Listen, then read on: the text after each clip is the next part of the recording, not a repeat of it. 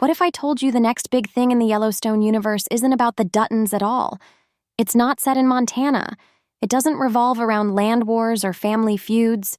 Instead, it's grounded, gritty, and painfully real. Yep.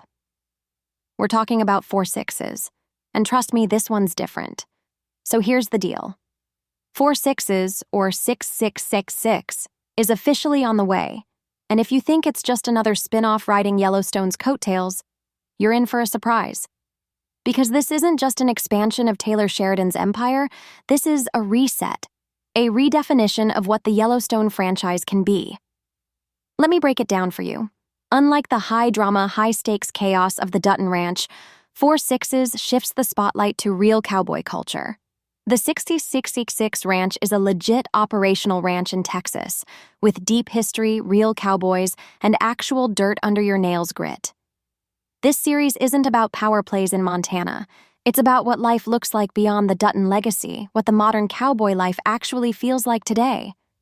And that shift? That's what makes this show crucial. It's not adding noise, it's adding depth. If you've been paying attention, you've already seen the breadcrumbs. Back in Yellowstone Season 4, we got our first glimpse of the 6666 Ranch. By Season 5, we were spending serious time down in Texas.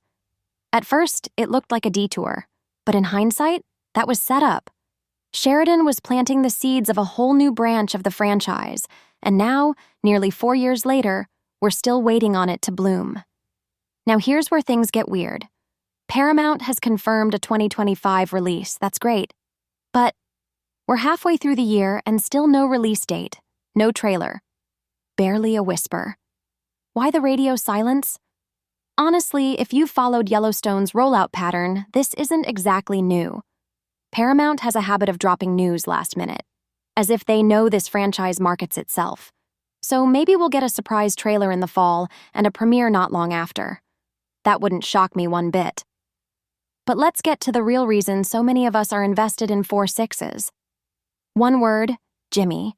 This dude has had one of the most satisfying glow-ups in the entire Yellowstone universe. Remember Season 1 Jimmy? Nervous, clumsy, barely holding on. Now, he's a full-fledged cowboy with a purpose, a new home, a shot at something real. His story is about transformation, about earning respect the hard way. And 4/6s gives us a front-row seat to the next chapter in that journey. But Jimmy isn't riding solo. Fans of Yellowstone will know Teeter is also heading to Texas. After losing Colby in the finale, R.I.P., still not okay, Teeter did what only Teeter would do. She got mad. She got motivated. She got moving. That scene where she stormed up to Travis and demanded a spot at the 6666? Instant classic. Travis didn't even hesitate. Told her to ask Jimmy. Jimmy gave the nod. Boom, she's in. And honestly, that was genius. Teeter brings heart, attitude, and a totally unpredictable energy that every great spin-off needs. Now let's address the awkward elephant in the room. Travis. Look, I'll be real with you. He's not exactly a fan favorite. Yes, he's played by Taylor Sheridan himself. Yes, he's a big deal on the ranch, but come on, that strip poker scene with Beth, that mysterious cowboy with a supermodel vibe, it's giving main character syndrome hard, and not in a good way. Still, if Travis is the price we pay to get more Jimmy and Teeter, I'll deal with it. Now, you might be wondering, if everything's lined up, why the delay? Well, part of the holdup might be Jefferson White, aka Jimmy himself. The man is booked and busy. He's playing Lee Harvey Oswald in November 1963. He voiced Haymitch in The Sunrise on the Reaping audiobook. He even showed up in the final season of You on Netflix. And he's got a role in the upcoming film Bedford Park.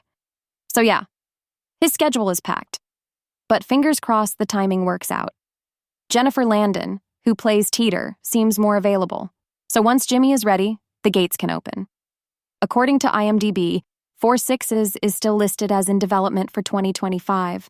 So unless Paramount throws us a curveball, we're still on track. I'm betting on a trailer this fall and a late 2025 premiere. Until then, drop your thoughts in the comments. Are you excited about this shift in tone?